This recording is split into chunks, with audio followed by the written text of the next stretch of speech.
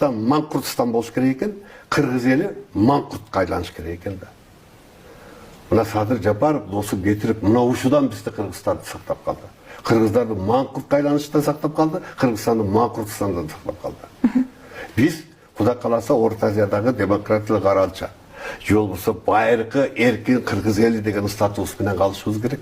Ошо статусқа кайра келебиз бе? Мен ойлаймын келебиз. Құда қаласа келебиз. Анан дағы бір иши. Тынбай чегараны мен чештим деп мактанып жүрөт. Чегара маселесин. Ушул Тажикстан менен Өзбекстанда 15%, ал кемпироватка байланыштуу. Ушуну мен чечтим деп мына мактанып жүрөт. Эгерде ташиып чечкендей Өзбекстан менен Кыргызстандын кемпироват маселесин ташиып чечкендей чечсе, 1965-жылы Юсуп Алиев эле чечип коймок.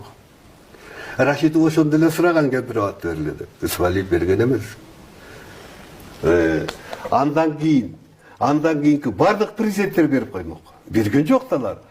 Акырында Жээнбеков мен ушул жерде өскөм деп алып албой койду Мурзиевке. Атамбаев акыркы кол коюп келатканда Ташкентте Искендар деген заводель мындай кылгандан кийин адагы кийин калтырам деп кол койбой койгон.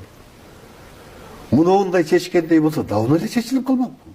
Буга мактана турган эч нерсе жок. Бердик да биз. Эч нерсе алган жокпуз да, бердик.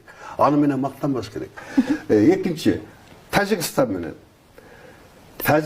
менен чегара маселесин чечсек 1989-жылы Тажик-Кыргыз чегарасынын алкагында чоң жаңжал болгон. Андан Маккамов эле биринчи секретарь. Бизде Масалиев эле.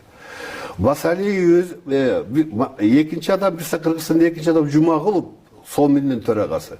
Үчүнчү адам идеолог боюнча идеолог мына Шеримкулов, экөө тең тир, экөө тең баатыр бүгүн. Сурасаңар айтып берет.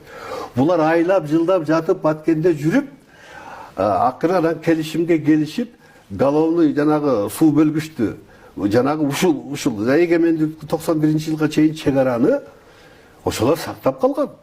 Маккамов кол койгон бардыгына. Ворок Анкалап бойдан калган. Достук айры бизге калган. Головной суу сактагычы бизге калган.